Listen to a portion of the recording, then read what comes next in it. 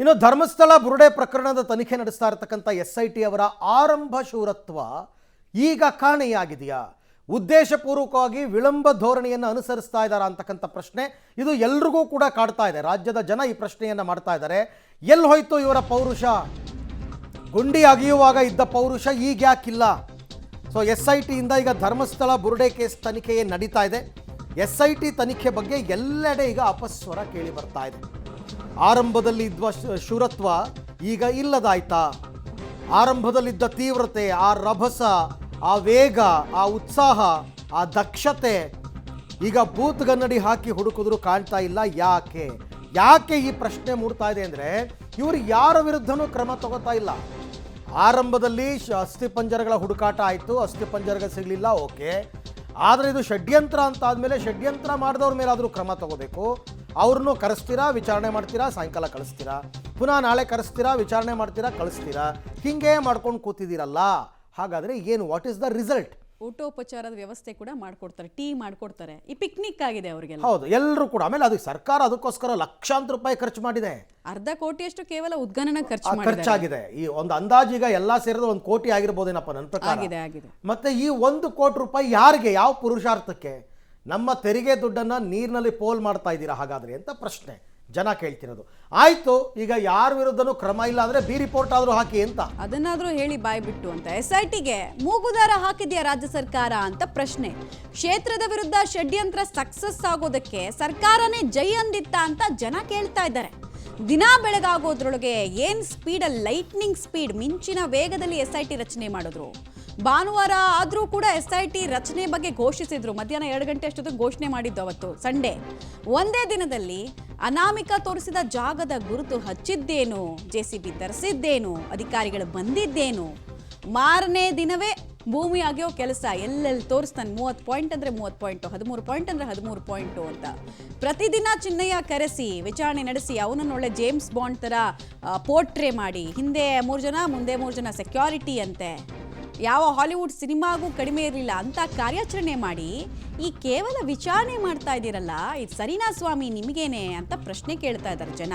ಆಮೇಲೆ ರಾಜ್ಯ ಸರ್ಕಾರಕ್ಕೆ ಯಾಕೆ ಇಂಥ ಇಂಟ್ರೆಸ್ಟು ಅನ್ನೋದು ಪ್ರಶ್ನೆ. ಮಧ್ಯಪ್ರವೇಶ ಮಾಡಲ್ಲ ಅಂತಾನೆ ಏನು ಇನ್ಸ್ಟ್ರಕ್ಷನ್ಗಳನ್ನು ಕೊಡ್ತಾ ಇಲ್ವಲ್ಲ ಅನ್ನೋದು ಪ್ರಶ್ನೆ. ಅಥವಾ ನಮ್ಮವ್ರು ಕೂಡ ಇದ್ದಾರೆ, ಅವ್ರು ಸಿಕ್ಕಾಕೊಂಡು ಬಿಡ್ತಾರೆ, ನೀವು ಹಾಗಾಗಿ ತನಿಖೆ ಮಾಡಬೇಡಿ ಅಂತ ಏನಾದರೂ ಲೆಕ್ಕಾಚಾರವನ್ನು ಸರ್ಕಾರ ಹಾಕ್ಕೊಂಡಿದೆಯಾ?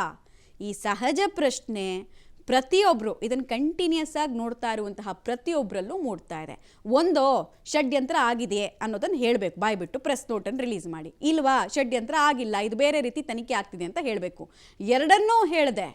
ಒಬ್ಬರು ನಾಯಕರು ಹೇಳ್ತಾರೆ ಮಹಾಷಡ್ಯಂತ್ರ ಅಂತ, ಇನ್ನೊಬ್ಬರು ಹೇಳ್ತಾರೆ ತನಿಖೆ ಬೇರೆದೇ ರೀತಿಯಲ್ಲಿ ಹೋಗ್ತಾ ಇದೆ, ಹೇಳ್ತೀವಿ ನಿಮಗೆ ಅಂತಾರೆ. ಸೊ ಯಾಕೆ ಕನ್ಫ್ಯೂಷನಲ್ಲಿ ಯಾಕೆ ಇಡ್ತಾ ಇದ್ದೀರಾ ಜನರನ್ನು ಅನ್ನೋದು ಪ್ರಶ್ನೆ. ಇಂಟರ್ನ್ಯಾಷನಲ್ ಲೆವೆಲ್ನಲ್ಲಿ ಹಿಂದೂ ಟೆಂಪಲ್ ಕೆಳಗಡೆ ಮಾಸ್ ಬರೆಯಲಾಗಿದೆ ಅಂತ ಮಾನ ಕಳಿಯೋ ಕೆಲಸವನ್ನು ಕೆಲವರು ಮಾಡಿದರು. ಮಾಸ್ ಬರೆಯಲಾಗಿತ್ತ ಅಲ್ಲಿ? ಆಗಿದ್ರೆ ಈ ಸಾಕ್ಷಿದಾರನನ್ನು ಯಾಕೆ ಆರೋಪಿ ಮಾಡಿದ್ರು? ಎಲ್ಲ ಪ್ರಶ್ನೆಗಳಿದ್ದಾವೆ. ಎಕ್ಸಾಕ್ಟ್ಲಿ ಯಾಕೆ ಮಾಡಿದ್ರು ಈ ಪ್ರಶ್ನೆ ಇದೆ. ಆಮೇಲೆ ಈ ಮಾವನ ಮನೆಗೆ ಹೋಗ್ಬಿಟ್ಟು ತಿಂಡಿ ಊಟ ಎಲ್ಲ ತಿನ್ಕೊಂಡು ಬರ್ತಾರಲ್ಲ, ಹಾಗೆ ಕೆಲವರೆಲ್ಲ ಬ್ಯಾಗ್ ತಗೊಳ್ತಾರೆ, ಹಲ್ಲು ಕಿಸಿತಾರೆ, 32 ಹಲ್ಲನ್ನು ಬಿಡ್ತಾರೆ, ಒಳಗಡೆ ಹೋಗ್ತಾರೆ, ಟೀ ಕುಡಿತಾರೆ, ತಿಂಡಿ ಊಟ ಎಲ್ಲ ಮಾಡ್ತಾರೆ, ಸಂಜೆ ಆಗೋಷ್ಟೊತ್ತಿಗೆ ವಾಪಸ್ ಹೊರಗಡೆಗೆ. ಆಮೇಲೆ ಅವರೇ ಒಳ್ಳೆ ಅಧಿಕೃತ ವಕ್ತಾರರಂತೆ ಮಾತಾಡ್ತಾರೆ SITದು.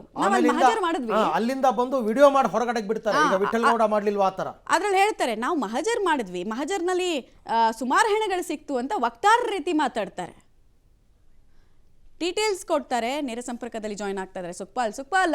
ಇಲ್ಲಿ ಸರ್ಕಾರದ ನಡೆ ಮತ್ತು SIT ಅಧಿಕಾರಿಗಳ ನಡೆ ನೋಡ್ತಾ ಇದ್ರೆ ಯಾರನ್ನ ರಕ್ಷಣೆ ಮಾಡೋದಕ್ಕೆ ನಿಂತಿದ್ದಾರೆ ಇವರು, ಅಥವಾ ಸರ್ಕಾರದ ಭಾಗವಾಗಿರುವಂತಹ ಕೆಲವರು ಸಿಕ್ಕಾಕೊಳ್ತಾರೆ ಅನ್ನೋ ಭಯಕ್ಕೆ ಈ ತನಿಖೆ ಕುಂಟುತ್ತಾ ತೆವಳುತ್ತಾ ಸಾಕ್ತಿದೆಯಾ ಅಂತ ಪ್ರಶ್ನೆ ಬರುತ್ತೆ.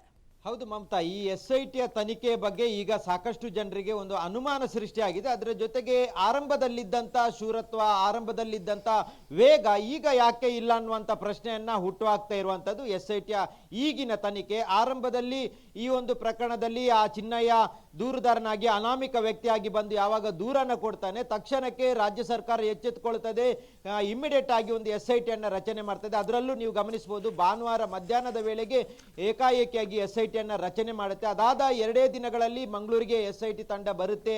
ಆ ಸ್ಥಳಕ್ಕೆ ಆತನನ್ನ ದೂರುದಾರನನ್ನ ಒಂದೇ ದಿನದಲ್ಲಿ ಕರ್ಕೊಂಡು ಹೋಗುತ್ತೆ, ಎಲ್ಲ ಕಡೆಗಳಲ್ಲಿ ಒಂದೇ ದಿನದಲ್ಲಿ ಸ್ಥಳವನ್ನ ಗುರುತಿಸುವ ಕೆಲಸ ಮಾಡುತ್ತೆ, ಮಾರನೇ ದಿನದಿಂದಲೇ ಉತ್ಖನನ ಕೆಲಸಗಳನ್ನ ಮಾಡುತ್ತೆ. ಅಂದ್ರೆ ನಾನು ಹೇಳ್ತಾ ಇರುವುದು ಆರಂಭದಿಂದ ಬಹಳಷ್ಟು ವೇಗವಾಗಿ ಎಲ್ಲ ಕೆಲಸಗಳನ್ನ ಮಾಡಲಾಗಿತ್ತು. ಆ ಸಂದರ್ಭದಲ್ಲಿ ಏನೋ ಸಿಕ್ಕೇ ಬಿಡುತ್ತು ಅನ್ನುವಂತ ಒಂದು ಹುಮ್ಮಸ್ಸಲ್ಲಿ ರಾಜ್ಯ ಸರ್ಕಾರವು ಇದ್ದ ರೀತಿಯಲ್ಲಿ ಇತ್ತು.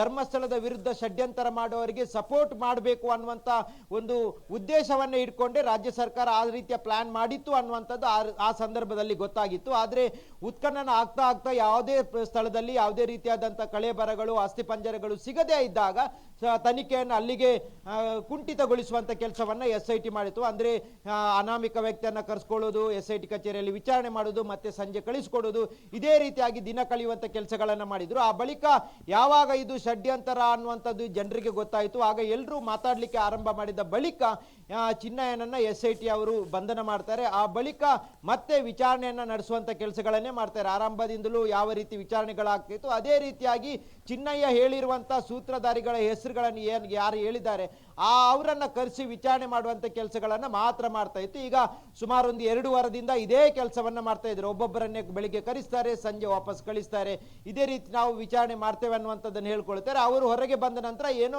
ಒಬ್ಬೊಬ್ಬರಿಗೆ ಬೇಕಾದ ರೀತಿಯಲ್ಲಿ ಮಾತಾಡುವಂತ ಕೆಲಸಗಳನ್ನ ಮಾಡ್ತಾ ಇದ್ದಾರೆ. ಹಾಗಾಗಿ ಆರಂಭದಲ್ಲಿ SIT ಇದ್ದಂತ ಏನು ತನಿಖೆಯ ವೇಗ ಏನಿತ್ತು ಅದು ಈಗ ಎಲ್ಲವೂ ಕಡಿಮೆ ಆಗಿದೆ ಅನ್ನುವಂತ ಹಂತಕ್ಕೆ ಬಂದು ತಲುಪಿರುವಂತದ್ದನ್ನ ನಾವಿಲ್ಲಿ ಗಮನಿಸಬಹುದು. ಮಮತಾ, ರೈಟ್ ಸುಕ್ಪಾಲ್, ಹಾಗೆ ಸಂಪರ್ಕದಲ್ಲಿರಿ, ನಿಮ್ಮ ಜೊತೆ ನಾನು ಮತ್ತೆ ಮಾತನಾಡ್ತೀನಿ. ಏನಪ್ಪ ಈಗ ಒಂದು ಯಾವ ಮಾಹಿತಿಯನ್ನು SIT ಅವರು ಹೊರಗಡೆಗೆ ಬಿಟ್ಕೊಡ್ತಾ ಇಲ್ಲ, ಆವಾಗಿಂದ ಆರಂಭದಿಂದ ಇಲ್ಲಿ ತನಕನೂ ಎಲ್ಲವನ್ನೂ ಗೌಪ್ಯತೆ ಕಾಪಾಡಿಕೊಂಡಿದ್ದಾರೆ.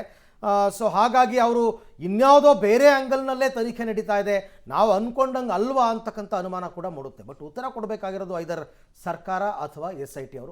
ಗೌಪ್ಯತೆ ಅಂದ್ರೂ ವಿಠಲ್ಗೌಡ ಹೆಂಗ್ ಮಾತಾಡಕ್ ಬಿಡ್ತಾರೆ? ಬಿಡಬಾರ್ದು. ಈಗ ಸಮೀರು ಒಂದು ವಿಡಿಯೋ ಮಾಡಿದ್ದು ವಿಚಾರಣೆ ಎದುರಿಸಿದ ಮೇಲೆ ಕಡಿವಾಣ ಹಾಕೋ ಕೆಲಸ ಯಾಕೆ ಮಾಡ್ತಾ ಇಲ್ಲ, ಇದು ಪ್ರಶ್ನೆ.